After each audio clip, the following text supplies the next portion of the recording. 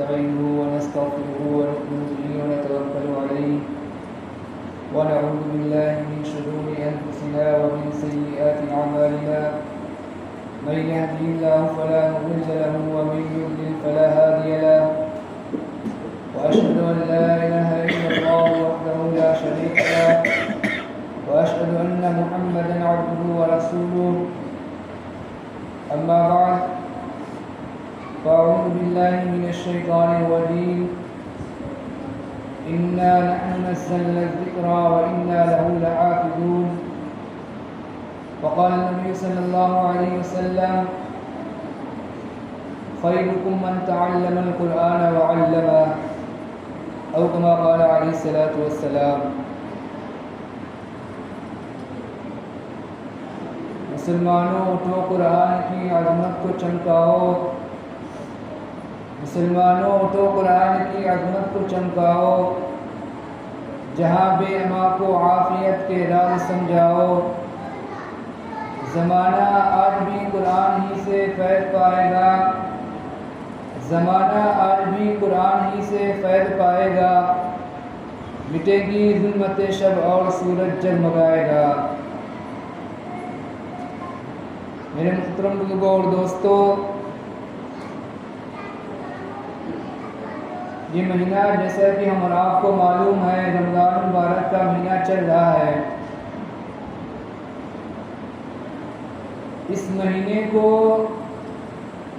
قرآن پاک سے انتہائی گہرا تعلق ہے. اللہ تعالیٰ نے قرآن مجید کے اندر ارشاد فرمایا شہر رمضان الذی انزل فیہ القرآن، کہ رمضان کا مہینہ وہ مہینہ ہے جس کے اندر قرآن کریم کو نازل کیا گیا. اس لیے آج آپ لوگوں کے سامنے قرآن کریم کی عظمت سے متعلق، قرآن کریم کی رفعت سے متعلق کچھ باتیں بیان کی جائیں گی. اللہ تعالیٰ سے دعا کریں کہ اللہ تعالیٰ ہم سب کو کہنے سننے سے زیادہ عمل کرنے کی توفیق عطا فرمائے. جب مشرکین مکہ نے قرآن مجید کو اللہ تعالیٰ کا کلام ماننے سے انکار کر دیا اور قرآن کریم کے بارے میں انہوں نے نہ جانے کیا کیا باتیں کی، اس قرآن کریم کے بارے میں جس کے بارے میں اللہ تعالیٰ نے فرمایا انا نحن نزلنا الذکر وانا لہ لحافظون، کہ ہم نے ہی قرآن کریم کو نازل کیا، ہم ہی قرآن کریم کی حفاظت کرنے والے ہیں. جب اس قرآن کے بارے میں مشرکین نے اس قرآن کو اللہ تعالیٰ کا کلام ہونے کا انکار کر دیا، اس قرآن کے بارے میں انکار کیا جس کے بارے میں اللہ رب العزت نے قرآن مجید کے اندر ارشاد فرمایا لا ریب فیہ، کہ جس میں ذرہ برابر کوئی شک نہیں ہے. تو پھر اللہ تعالیٰ نے تمام مشرکین عرب کو جو اپنی زبان کے اندر بڑے ماہر تھے اور جو بڑے فصیح اور بلیغ سمجھے جاتے تھے، جن کی زبان بہت فصیح اور بلیغ تھی، اللہ تعالیٰ نے ان کو چیلنج کیا کہ تم اگر اس قرآن کریم کے بارے میں شک کر رہے ہو تو تم اس قرآن کریم کی جیسی ایک صورت ہی لا کر دکھلا دو. وَإِن كُنتُمْ فِي رَيْبٍ مِّمَّا نَزَّلْنَا عَلَىٰ عَبْدِنَا فَأْتُوا بِسُورَةٍ مِّن مِّثْلِهِ، اگر تم اس قرآن کریم کے بارے میں شک کر رہے ہو جو ہم نے اپنے بندے محمد صلی اللہ علیہ وسلم پر نازل کی، جو میں نے حضور پاک صلی اللہ علیہ وسلم پر نازل کی، اگر تم اس کے بارے میں شک کر رہے ہو تو تم اس قرآن کریم کی جیسی ایک صورت ہی لا کر دکھلا دو. وَإِن كُنتُمْ فِي رَيْبٍ مِّمَّا نَزَّلْنَا عَلَىٰ عَبْدِنَا فَأْتُوا بِسُورَةٍ مِّن مِّثْلِهِ. وَادْعُوا شُهَدَاءَكُمْ، اور جس کو اگر تم چاہو بلا لو۔ عرب کا ایک بہت بڑا شاعر ہے، جب اس نے قرآن مجید کی سورہ کوثر، ایک چھوٹی سی سورہ کوثر کو جب کعبہ کے اندر لٹکا ہوا دیکھا تو وہ پکار اٹھا کہ خدا کی قسم یہ جو قرآن ہے وہ کسی انسان کا کلام نہیں ہو سکتا۔ ہم اور آپ اگر کسی کے بارے میں جاننا چاہیں کہ وہ آدمی صحیح ہے، غلط ہے، جھوٹا ہے یا سچا ہے، تو سب سے پہلے ہم اس کے متعلقین کے بارے میں معلوم کرتے ہیں، کہ ہم پتہ کرتے ہیں کہ اس کا کن کن لوگوں سے تعلق ہے۔ تو جب ہم اور آپ قرآن مجید کے متعلقین کے بارے میں پتہ کریں گے تب ہمیں اور آپ کو قرآن مجید کی عظمت کا، قرآن مجید کی رفعت کا اور قرآن مجید کے مقام اور مرتبہ کا پتہ چلے گا۔ قرآن مجید کا جو سب سے پہلا جو تعلق ہے وہ خالق کائنات سے ہے، وہ اللہ تعالیٰ سے قرآن مجید کا سب سے پہلا تعلق ہے۔ اللہ تعالیٰ سے قرآن مجید کا سب سے پہلا تعلق ہے۔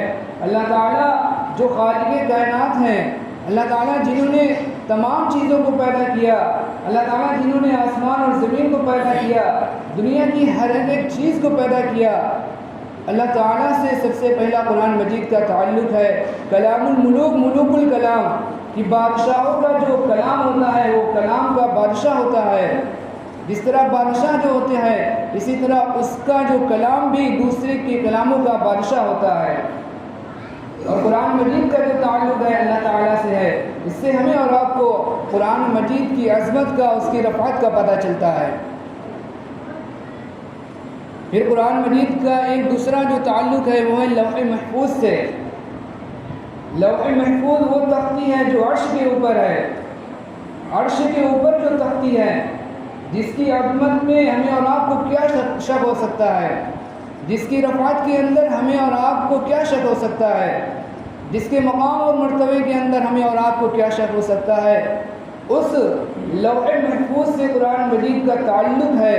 اعلیٰ اور ارفع چیز کے لیے اللہ تعالیٰ نے اعلیٰ اور ارفع مقام کا انتخاب فرمایا۔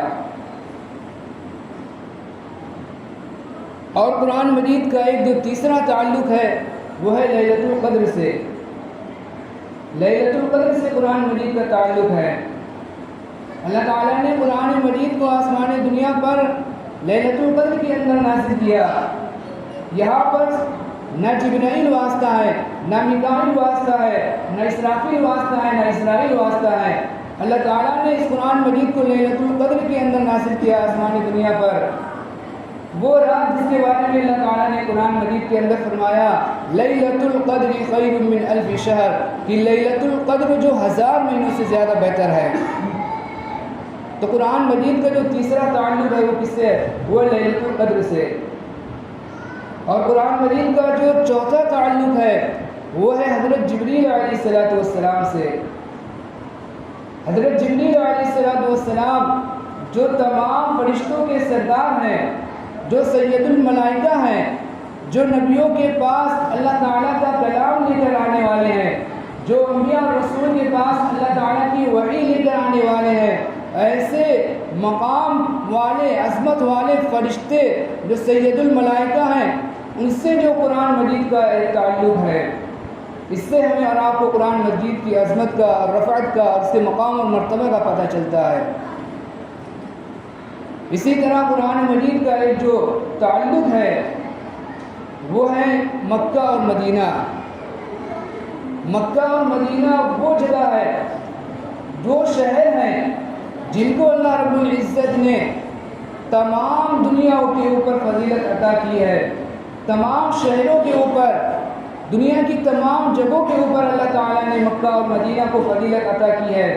قرآن مجید کا جو تعلق ہے اس مکے اور مدینہ سے ہے۔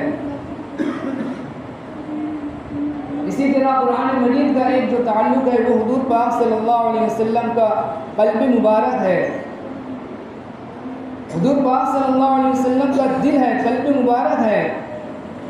حضور پاک صلی اللہ علیہ وسلم کا قلب و دل اس کو جو کتنی مرتبہ جو زمزم کے پانی سے دھویا گیا، زمزم کے پانی سے اس کو پاک اور صاف کیا گیا۔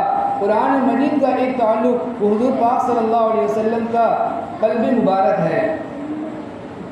تو اگر ہم اور آپ جو قرآن مجید کی عظمت کا اور قرآن مجید کے مرتبے کا، مقام اور مرتبے کا پتہ اگر ہمیں اور آپ کو لگانا ہے تو ہمیں اور آپ کو قرآن مجید کے جو متعلقین ہیں ان کے مقام اور مرتبے کا پتہ لگانا ہوگا۔ جب ہمیں اور آپ کو قرآن مجید کے متعلقین کے مقام اور مرتبے کا پتہ چلے گا تو ہمیں اور آپ کو اندازہ ہوگا کہ قرآن مجید کا مقام اور مرتبہ کیا ہے، اللہ تعالیٰ نے ہمیں اور آپ کو کیسا قرآن مجید عطا کیا ہے، کیسا کلام عطا کیا ہے اللہ تعالیٰ نے ہمیں اور آپ کو۔ یہ قرآن مجید اتنا عظمت والا ہے، اتنا مقام اور مرتبے والا ہے کہ اگر اس کے ساتھ ایک ادنا سے ادنا چیز کی نسبت ہو جاتی ہے، ایک ادنا سے ادنا چیز کا اگر قرآن مجید کے ساتھ تعلق ہو جاتا ہے تو وہ بھی فرش سے اٹھ کر فرش سے عرش کے اوپر پہنچ جاتا ہے، اس کا مقام اور مرتبہ بھی بلند ہو جاتا ہے۔ جیسے کہ ہم اور آپ ایک دفتی کو دیکھیں، ایک کاغذ کے ٹکڑے کو دیکھیں، کبھی ہمارے گھر کے اندر یہاں رکھا ہوا ہے، کبھی ہمارے گھر کے اندر وہاں رکھا ہوا ہے، کبھی کسی جگہ پر رکھا ہوا ہے، کبھی کسی جگہ کے اوپر رکھا ہوا ہے، اس کی کوئی حیثیت نہیں، اس کی کوئی اہمیت نہیں ہے۔ کبھی ہم ڈفٹی کو اٹھا کر وہاں رکھ دیتے ہیں، کبھی ہم ڈفٹی کو اٹھا کر دوسری جگہ رکھ دیتے ہیں، لیکن جب ہم اسی ڈفٹی کو اور اسی کاغذ کے ٹکڑے کو جب ہم قرآن مجید کا جز بنا دیتے ہیں، قرآن مجید کا جلد بنا دیتے ہیں، تو اب حکم یہ ہوتا ہے کہ اب ہم اس ڈفٹی کو بغیر وضو کے نہیں چھو سکتے۔ وہ ڈفٹی، وہ کاغذ کا ٹکڑا جس کی کوئی اہمیت نہیں، جس کی کوئی عظمت نہیں، جس کا کوئی مقام نہیں، جس کی کوئی حیثیت نہیں، لیکن جب ہم اس کو قرآن مجید کا جلد بنا دیتے ہیں، جب ہم اس کو قرآن مجید سے جوڑ دیتے ہیں تو اب اس کا مقام اور مرتبہ یہ ہو جاتا ہے کہ اب ہم اس کو بغیر وضو کے چھو نہیں سکتے۔ اللہ تعالیٰ نے جن جن لوگوں کو جو مقام اور مرتبہ عطا کیا، جو عزت اور جو بلندی عطا کی ہے، وہ یا تو اس وجہ سے عطا کی ہے کہ ان کا قرآن مجید کے ساتھ گہرا تعلق تھا، یا پھر ان کے پیچھے کسی عاشق قرآن کی دعا تھی۔ ہم کسی بھی اللہ والے کی اور کسی بھی بزرگ کی اور کسی بھی بڑے شخص کی اگر ہم اور آپ زندگی اٹھا کر دیکھیں گے جس کو اللہ تعالیٰ نے مقام اور مرتبہ، عزت اور بلندی عطا کی تھی، تو یا تو اس وجہ سے عطا کی تھی کہ اس کا جو قرآن مجید کے ساتھ گہرا تعلق تھا، یا پھر اس وجہ سے اس کو مقام اور مرتبہ عزت عطا کیا گیا تھا کہ اس کے پیچھے کسی عاشق قرآن کی دعا تھی۔ ہم اور آپ حضرت امام ابو حنیفہ رحمۃ اللہ علیہ کو خوب اچھی طرح سے جانتے ہیں، جن کی ہم اور آپ پیروی کرتے ہیں، جن کی ہم اور آپ اقتدا کرتے ہیں۔ حضرت امام ابو حنیفہ رحمۃ اللہ علیہ رمضان المبارک کے اندر کتابوں کے اندر لکھا ہے کہ 63 قرآن مجید مکمل کیا کرتے تھے، ایک صبح کو اور ایک شام کو، اور 3 جو تراویح کے اندر قرآن مجید مکمل کیا کرتے تھے۔ ان کے پڑوس کے اندر ان کا جو پڑوسی تھا وہ جب اس نے دیکھا حضرت امام ابو حنیفہ رحمۃ اللہ علیہ اپنی چھت کے اوپر جو قرآن مجید رات کے وقت قرآن مجید کی تلاوت کیا کرتے تھے، نماز کے اندر تلاوت کیا کرتے تھے، تو ان کا جو پڑوسی تھا اس پڑوسی کے بچے نے اپنے والد سے پوچھا ایک مرتبہ کہ ابا جان، چھت کے اوپر جو ایک ستون اور جو ایک کھمبا نظر آتا ہے وہ نظر نہیں آ رہا۔ تو اس کے والد نے، اس بچے کے والد نے کہا کہ بیٹا وہ کھمبا نہیں تھا، وہ ستون نہیں تھا، بلکہ وہ حضرت امام ابو حنیفہ رحمۃ اللہ علیہ تھے جو رات کے وقت جو اللہ تعالیٰ کے سامنے کھڑے ہو کر نماز کے اندر راتوں کے اندر تلاوت کیا کرتے تھے، قرآن مجید پڑھا کرتے تھے۔ وہ اس دنیا سے رخصت ہو گئے ہیں، اب تم جو اس کے بعد وہ ستون اور وہ کھمبا نہیں دیکھ سکو گے۔ تو اللہ تعالیٰ نے جو مقام اور مرتبہ عطا کیا تھا وہ اسی قرآن مجید کی بدولت عطا کیا تھا۔ اسی طرح ہم اور آپ حضرت امام شافعی رحمۃ اللہ علیہ کے بارے میں اگر جاننا چاہیں، یہ حضرت امام شافعی رحمۃ اللہ علیہ بہت بڑے امام ہیں۔ ان کے بارے میں آتا ہے کہ انہوں نے ایک مرتبہ قافلے کے ساتھ مکے سے مدینہ کا سفر کیا، 16 دن کا سفر تھا، اور 16 دن کے اندر حضرت امام شافعی رحمۃ اللہ علیہ نے 16 قرآن مجید کو مکمل فرمایا۔ 16 قرآن مجید کو مکمل فرمایا، 16 دن کے اندر قافلے کے ساتھ سفر کے اندر 16 قرآن مجید کو مکمل فرمایا۔ تو ہم اور آپ کسی کی بھی زندگی کو اٹھا کر دیکھ لیں، کسی کی بھی زندگی کو ہم اور آپ پڑھیں گے جس کو اللہ تعالیٰ نے عزت اور مقام اور مرتبہ عطا فرمایا ہوگا، تو اس کا جو یا تو قرآن مجید کے ساتھ گہرا تعلق ہوگا یا پھر اس کے پیچھے کسی عاشق قرآن کی دعا ہوگی۔ اللہ تعالیٰ نے جو ہمیں یہ رمضان المبارک کا مہینہ عطا فرمایا ہے، یہ بہت قیمتی مہینہ ہے اور جو بہت بابرکت مہینہ ہے۔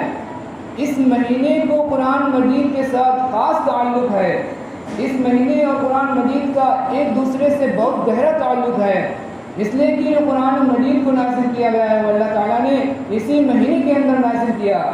قرآن مجید کے اندر اللہ رب العزت نے ارشاد فرمایا شہر رمضان الذی انزل فیہ القرآن، کہ رمضان کا مہینہ وہ ہے جس کے اندر قرآن مجید کو نازل کیا گیا۔ تو اس لیے ہمیں اور آپ کو اس مہینے کے اندر زیادہ سے زیادہ قرآن مجید کی تلاوت کرنی ہے، اپنا وقت فارغ کر کے ہمیں اور آپ کو زیادہ سے زیادہ قرآن مجید پڑھنا ہے، قرآن مجید کی تلاوت کرنی ہے، تاکہ ہم اور آپ جو کیا کرنے والے بن جائیں، قرآن مجید سے صحیح طور پر فائدہ اٹھانے والے بن جائیں۔ قرآن مجید کے 3 حقوق ہوتے ہیں، قرآن مجید کے 3 حق ہوتے ہیں۔ سب سے پہلا حق قرآن مجید کا یہ ہے، قرآن مجید کو صحیح طریقے پر پڑھا جائے، تجوید کے ساتھ پڑھا جائے، قواعد کی رعایت کرتے ہوئے پڑھا جائے۔ اور قرآن مجید کا جو دوسرا تعلق یہ ہے کہ اس کو سمجھ کر پڑھنے کی کوشش کی جائے۔ اور قرآن مجید کا ایک تیسرا جو حق ہے وہ یہ ہے کہ اس کو پڑھ کر اور سمجھ کر پڑھنے کے بعد اس پر عمل کرنے کی پوری کوشش کری جائے، اس پر عمل کیا جائے۔ یہ قرآن مجید کے 3 حقوق ہیں۔ وقت ہو گیا ہے، اپنی بات کو یہیں پر ختم کرتا ہوں۔ اللہ تعالیٰ سے دعا کریں کہ اللہ تعالیٰ ہم سب کو قرآن مجید کے ساتھ گہرا تعلق عطا فرمائے، اور ہم سب کو زیادہ سے زیادہ قرآن مجید کی تلاوت کرنے والا بنائے، اور ہم سب کو اللہ تعالیٰ عاشق قرآن بنائے۔ اللہ تعالیٰ ہم سب کو پڑھنے سننے سے زیادہ عمل کرنے کی توفیق عطا فرمائے۔ آمین۔ وما علینا الا البلاغ المبین۔ جنہیں